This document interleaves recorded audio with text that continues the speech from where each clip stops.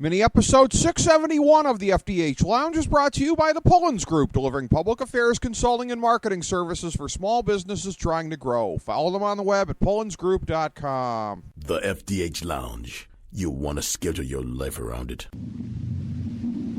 A long time ago, on a gloomy, wet Cleveland spring night, two men stand alone amidst the late-night drizzle. Their voices echo across the vacant station parking lot as they debate the merits of the great American radio show that have been missing for far too long. On that night, an idea was born. That idea became the FDH Lounge.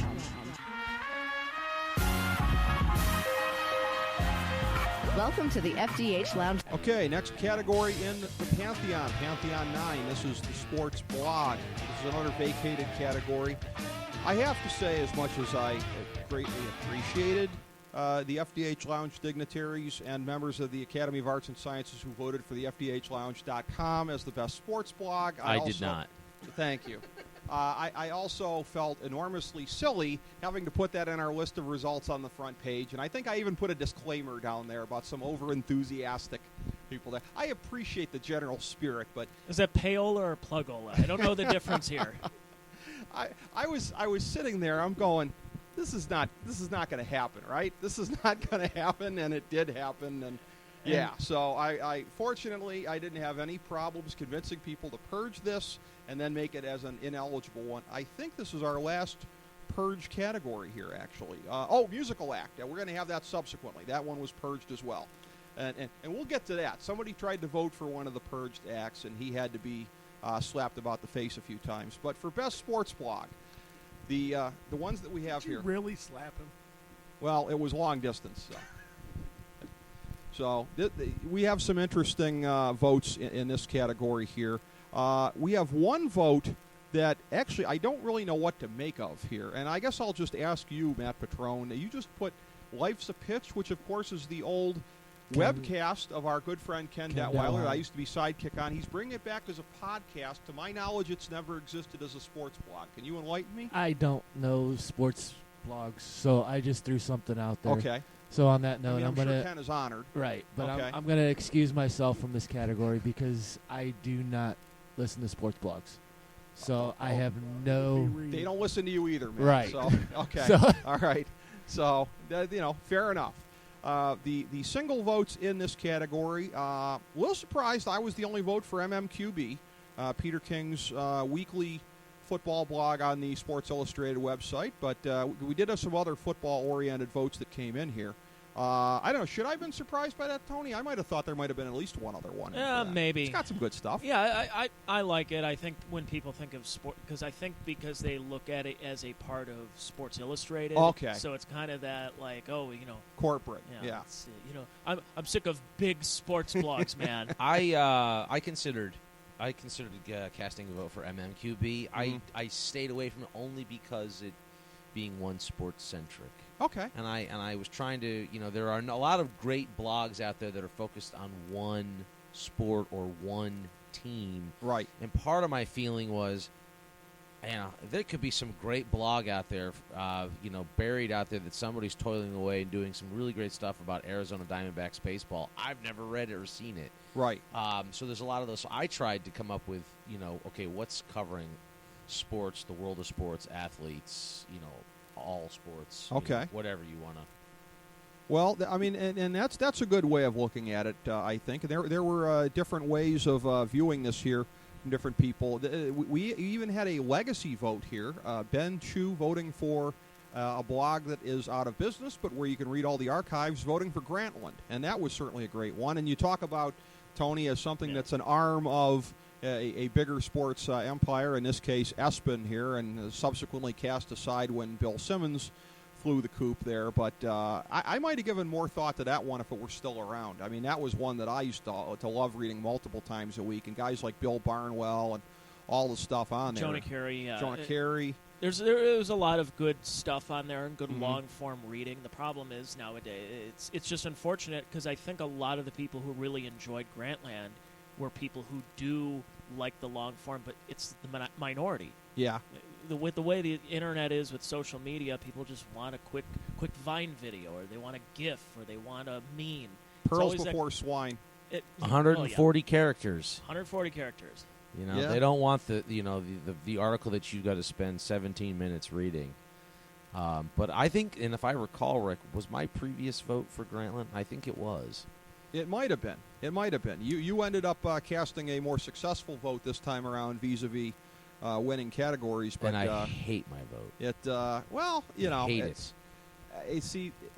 And we'll get I to felt that. awful and dirty when I casted it. I think that I one, really did. I don't want to be, and Johnny could tell me. Johnny's the authority on this. Johnny could tell me if I'm being a hipster guy. But I think they jumped the shark when Will Leach left. Am I a hipster guy for talking? It hasn't been any good since. I this agree with time. you. One of the reasons I hate my pick. Oh, okay. I think you did pick the Houston Texans to win the Super Bowl this year. So yes, I think you are the hipster. That was like 2 years ago, but yeah. A very good vote. You talk about quality stuff here, and you talk about something that is a deep dig for people who love deep digs. This vote that my man Kyle Ross, Pro Football Handicapper, cast for Football Outsiders. That's one of the ones, Tony, that when you're talking about like Grantland, and I think didn't Barnwell come from there? I think. I think so. Yeah. I mean, that's another one of those ones too, where again, single sport, but I mean, you go into their bunch of data, and that's about as good as it gets for breaking it down. Well, that's for a lot of the football nerds that want to get something digging a little deeper outside the surface than the same regurgitated groupthink garbage that's been on a lot of these websites. Mm-hmm. That just basically they take one article and they just say so and so posted this. Mm-hmm. What's the point? They already posted it. It's an amazing site, and every week as I'm doing my NFL breakdowns of the games with Kyle, he's always using a lot of stuff because again, this for a guy who's a professional handicapper, that's a big part of his day job is going into stuff like this and finding those kinds of nuggets, and it is quality, Chris. But again, it's one of those things of, again, as I said before, pearls before swine. For people that just want the quick and easy stuff, entertaining, whatever, it ain't for them. If you love football and you want to know more about it, Football Outsiders has got it all. Well, I agree. It really does. And but if you're a casual fan, it's not going to be a site for you. No. And that's why it's never going to have commercial success in terms of being a mainstream corner of the internet. That's right. I would agree with that. Along similar lines, maybe, but maybe a little bit lighter in tone, is the next vote. Ron Glasnap casting one for MLB Trade Rumors. It's a good place to, particularly in July, you go there, you want to see what's happening, what's the buzz. They got all of that stuff. Nate Noy going for Roto Grinders, which caters in large part increasingly to the daily fantasy sports player, and Nate is a big proponent of that industry, so that's an interesting one. I could make a joke right there, but yeah, it does kind of lend itself, doesn't it? yeah, pretty much. Yeah. The Tom Denk casting one for the 1983 Fleer Autograph Project. That's certainly a very eclectic vote. I would expect nothing less from Denker. Uniwatch was the one that Steve Servillo went for. Pro Football Talk from Dave Adams.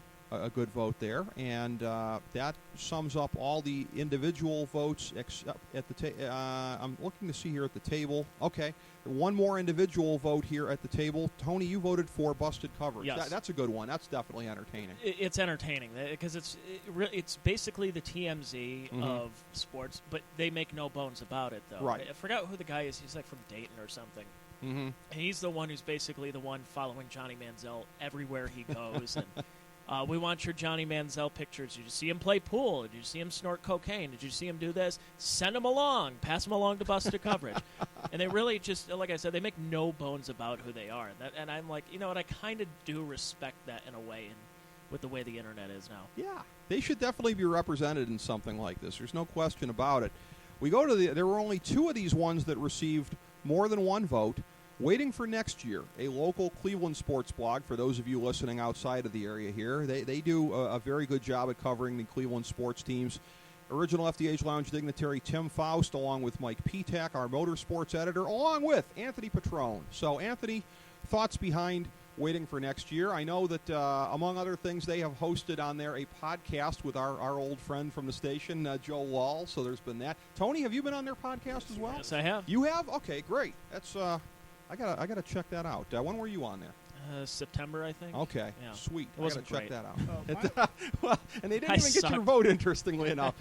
Did it have anything to do with your dissatisfaction with how that went? Yeah, exactly. Yeah, just lob the bombs over. Why not? Anthony, why'd you vote for it? My vote for them is I read a lot of blogs. The producer in me still wants to read everything, still wants to know everything. Mm-hmm. But I come back to waiting for next year. It's the one I find myself reading the most. It's Okay. the one I always, when I click, I end up there. So. Okay. Yeah, they got a lot of good stuff. I find myself going to it almost every day to read Cleveland sports stuff. The winner in this category is Deadspin. We alluded to it before. Alex Slemp, the Joneses, Jason and Samantha voting for it, as did Bob Glassman, as did Chris Galloway. Chris, you did not put it over the top. You at least can live with that. It was going to win anyways. It's a 5-3 margin here, but so you don't have to carry that burden. I'm glad, because I have a lot of burdens, and this was not one I wanted weighing down my soul. It was great for like 5 years anyways. You're not wrong and in that's that sense. why I put it in, because I went with its greatest time. And it was an innovator. And it was an innovator, and they did, unlike a lot of these blogs, like Bleacher Report has become like an aggregator. Lots of links to lots of other blogs and just other stories that other people are doing. I mean, there's too much of that. Deadspin did a lot of original material. Didn't Deadspin do the Brett Favre dick pics? And, I think so. You name it, all kinds of stuff. Up A fine and down. moment in journalism. Yeah, right. I mean, just just all kinds of silly stuff. But there was a lot of original material in there, and they were never afraid to, take on the leagues. Challenge them on some of their stupidity. And so from that standpoint, not Deadspin today, but Deadspin at its height and what it originally was, I think earns its way in. I could kind of get behind that, yeah. I mean, to me, I just kind of can't get the stink off of it, of how it's been living off its reputation the last couple of years and really turned into a self-parody. But yeah, I mean, when you're talking about that at its peak, I think a lot of us. They're constant battle with ESPN. That's the one thing they still do well. I mean, yeah. I mean, they earn their way in. Name another blog that's been able to get under the skin of the mothership in Connecticut the way they have. I can't think of one. I mean, the big league everyone else probably doesn't come kowtows close. and looking for access or any other thing. They've stuck it in their eye constantly, and so I think based on that they should get in. The big lead goes after them, but I don't think they cause nearly as much heartburn. I don't think anybody does outside of Deadspin. So I'll give it to you on that. Even if the hipster in me wants to say, that's so 2009. Well, hey, 2005 to 2009, they were pretty damn great. So in honor of that, we lift the Dundee Award. We have a worthy successor, at least if you look at Deadspin as its peak, to the FDH Lounge, which I am happy is now out of the discussion for sports blog here. That's the last kind of stench of homerism that we need for anything like that. And the first person who turned me on to Deadspin was Good People Paul Teeple. yes, I remember that. He was at the the first station. one who got me into it, and then the problem I had with it was when Gawker took it over and that Right. whole site, and then they just started.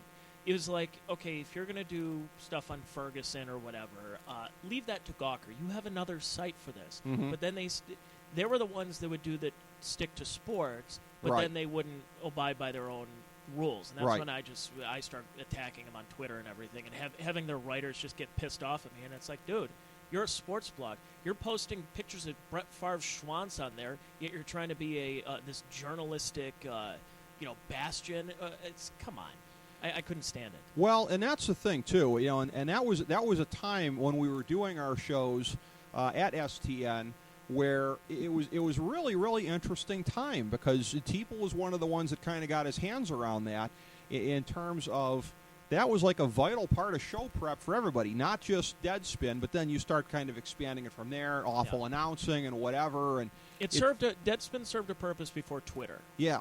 I'll say that. Yeah. Before Twitter and Facebook kind of became the new, the new newspaper. Well, and it's funny, too, because it's just such a generational thing, because one of my friends who had also been doing a show on there from New York, Steve Callis, a little bit of an older gentleman. I mean, not like super old, but a little older than any of us. And it's a thing where he just always agonizes over when show prep and whatever, and it's like I don't have the attitude that he does on that, because I'm always prepared on stuff, but I can do it in like a fraction of the time it takes him. He doesn't, he can't get the mentality of like you go to a, maybe Deadspin's not the greatest example anymore, but Awful Announcing and some other places.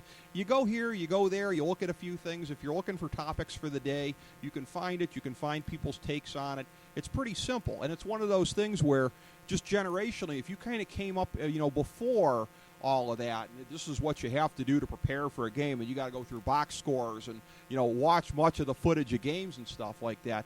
The stuff you're talking about with Teeple plus or minus circa 2006, it really kind of changed the game. These darn millennials, I tell you. Kids these days and their internet and their rap music. There's nothing better than hearing millennials get denounced by Ben Chu, who I'm like, Ben, you're like, what, 27, 28? Yeah, he's about my age, yeah. Yeah. I denounce him, too. It's one of those, because how I feel as a millennial, or how, like, the Gen X that was born in, like, 1965 feels about the rest of the 1980s Pepsi generation. We hate you. Exactly. I know. Well, this Trust is one me, of I the know. things, too, and I've always said this, and this is a hell of a burden to put on anybody. But, like, when I got to know you in the early days at the station there, it was one of these things of, like, I feel like in a lot of ways, and for those who've known me a long time, Chris and Johnny the longest, like, there's not a lot of difference between, Rick Morris then and Rick Morris now, for better or for worse. Yeah. But I was like, Absolutely my God. none. Yeah, very little.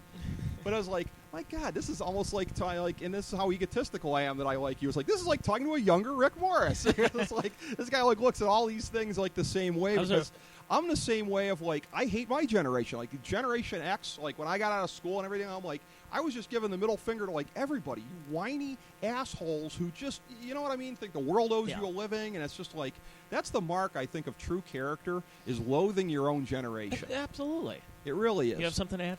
I loathe all generations. Yeah.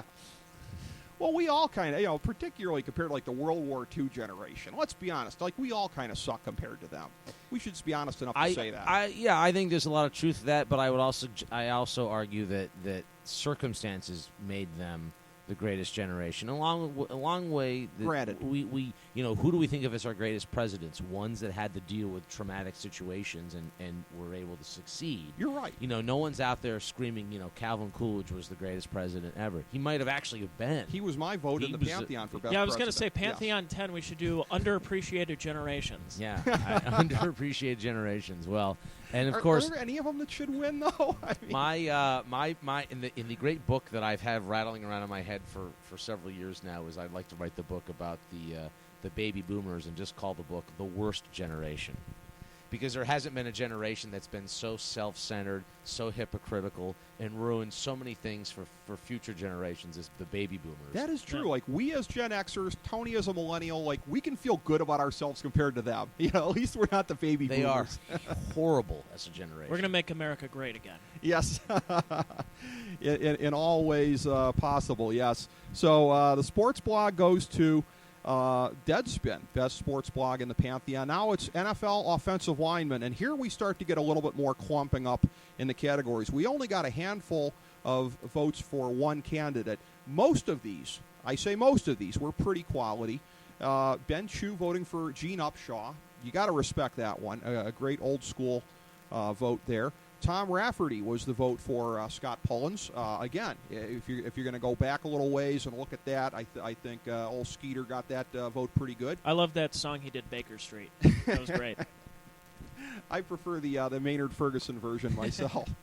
I'm a big MF Horn guy. Kyle Ross with a quality vote. I would expect nothing less from such a quintessential football man as him. John Hanna's good old school vote there. Russ Cohen, Jets fan, voting for DeBrickashaw Ferguson. I'm just going to let that float in the ether. Samantha Jones with the joke vote of Anthony Costanzo, a vote that never should have been cast. I'll But just okay. leave that alone. Well, if you're gonna cast a protest vote, Chris showed how to do it in a subsequent category. We'll get to that. Samantha didn't even make me laugh with hers. Tony voted for Orlando Pace, Yes. a good vote there. A guy who I think he was the first pick in the draft overall when he came out, was he not? I think so. Is 96, Out of Ohio State. I believe. Yeah. Yeah, he was with then St. Louis because they had just moved over from the Los Angeles Rams. Yep. And Pace, yeah, he was. I think he's on the Hall of Fame ballot. But Yes. he was for a long time. Just you didn't want to mess with him. of course, probably in his later years, just like most offensive linemen, they live on reputation. Right. But he had such a solid stretch. The problem was, for those first few years, he played some garbage Rams teams. He did. And then ended up being the anchor of that Greatest defense show on with turf. the greatest show on turf. Yeah. He was a hell of a player.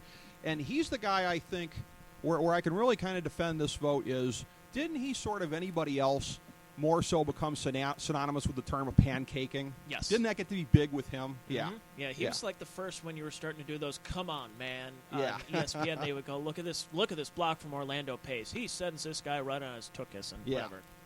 Yeah, and that's it's the sign of a quality vote. I know somebody like my dad would be very happy as a graduate of Ohio State that he is represented here. So Orlando Pace is a good vote. We get to some of the ones here subsequently. 2 votes, and this is good old school stuff here. 2 votes for Forrest Gregg.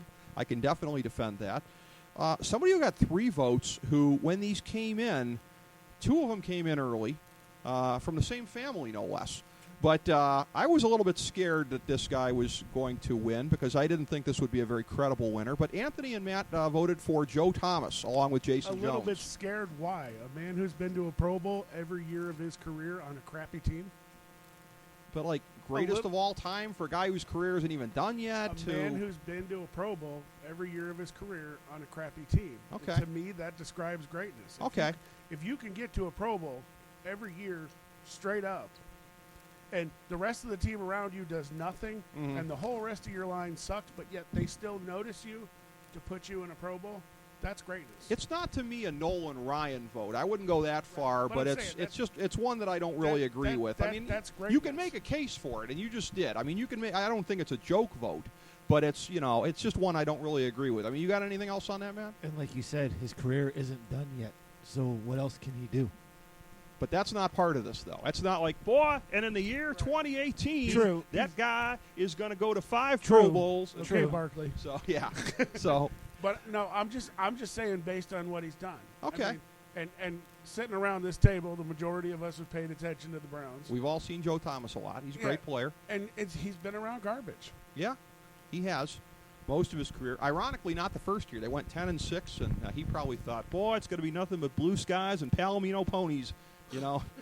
Boy, did he get that one wrong. I love the Joe Thomas vote for only one reason.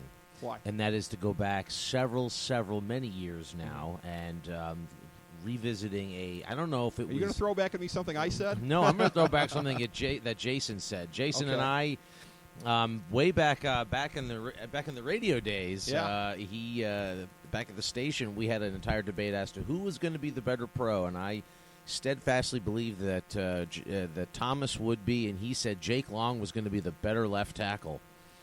Well, isn't that funny? Go back in the archives and find that. I'm gonna have to because Jason voted for Joe Thomas.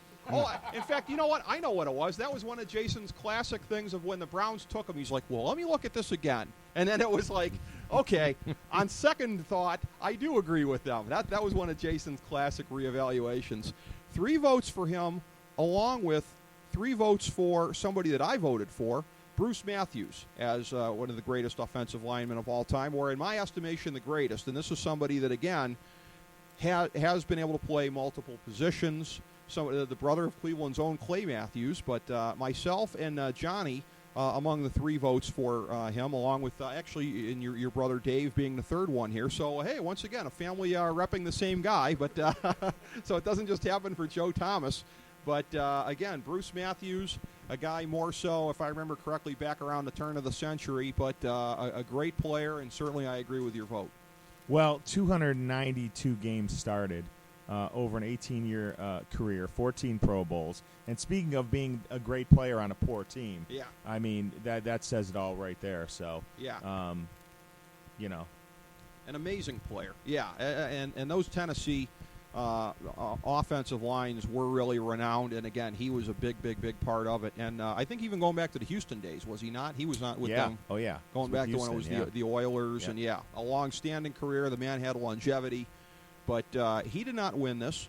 The winning votes here, 6 votes in this category, the most of any yet today, at least on the first ballot, went to Anthony Munoz.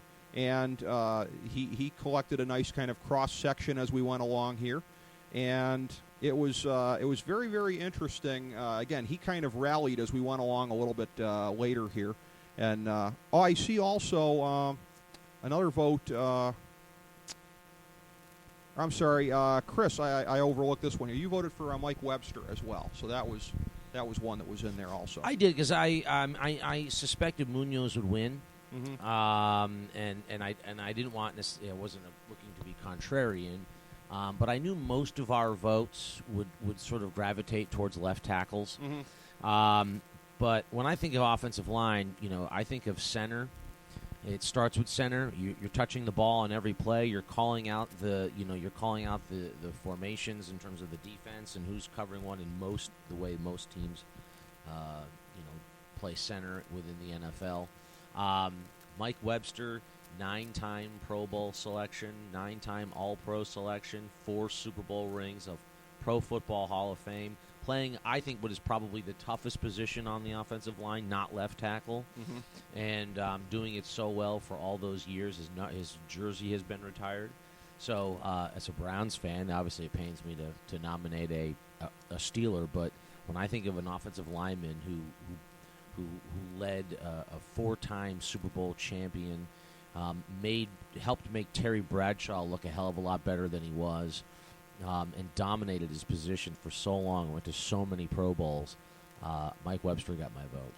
And in a sad irony at this time when the concussion movie is out, I think he actually plays into that a little bit, does he not? Because he was one of those cases of a guy that had the CTE. I think he was the first person diagnosed with the CTE. Yeah. And, he died at age 50 of a heart attack. And so, tragic ending for a guy who really was deserving of a lot more accolades. Great player, yeah. I mean, like you said, he played for Pittsburgh, but, I mean, I can't come close to denying that either. And like Joe Thomas went to the University of Wisconsin. Yeah. And when you look at this again, as you said, the center position, I mean, if most people figure left tackle is most important, most people would then figure center is no worse than second most important. So, yeah, center has an awful lot of things here. People tend to gravitate towards, left tackle, all things considered, defends the blind side of the quarterback. That's assuming, of course, it's a right-handed quarterback. But and also, centers usually has to be is usually the smartest guy in the line because he is calling the coverages. That's right. And that's why I think you see so many centers end up as coaches. That's right. Successful coaches. A lot like you see in baseball, some of the best managers are catchers. Catchers, yeah. The smartest guy on the field, center and the catcher. So that's why Mike Webster got my vote. Well, and defensively, middle linebackers making the best coaches here. Mike Singletary. Oh, wait a minute. Never. Bad example. Oops. Yeah, whoops. I'm sure there's another one that comes to mind. But, yeah, Webster is a great call. Anthony Munoz did not receive votes from anybody here at the table, so there's nobody to speak for him. But he received 6 votes. Again, our most dominating showing on the first ballot thus far.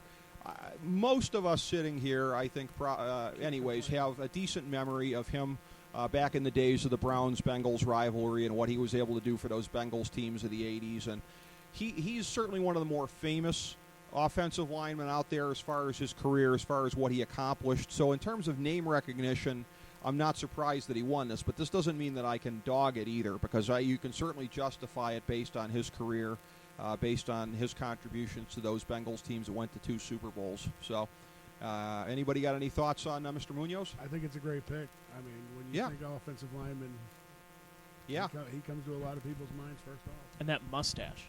Yeah. That's all I got to say. That was a righteous stash. He was giving Tom Selleck a run for the best one of the 80s. But whether or not he had the best mustache of the 80s, he does now have the sanction in the FDH Lounge Pantheon as the best NFL offensive lineman of all time. We salute you, Anthony Munoz. As we bring the show to a close, we would like to extend our deepest gratitude to NBC, CBS, ABC, Fox, all Clear Channel affiliates, TNT, TBS, USA, UPN, Deadspin.com, YouTube.com, YTMND.com, MySpace.com, various blogs, Fox News, CNN, CNBC, MSNBC, IamBoard.com, Billboard.com, Google.com, ESPN, ESPN2, ESPN News, ESPN Classic, NBA TV, NFL Network, Sports Time Ohio, Ohio, Athlon Magazine, Comedy Central, Cartoon Network, The Boomerang Channel, QVC, BET, The Spice Channel, Steno Notebooks, Manwich, Papermate Office Supplies, waitresses, strippers, bartenders, garbage men, janitors, microwave popcorn, the writers of The Office, Scrubs, Entourage, My Name is Earl, Oz, Metalocalypse and the Boondocks, Aquafina, and the periodic table of elements.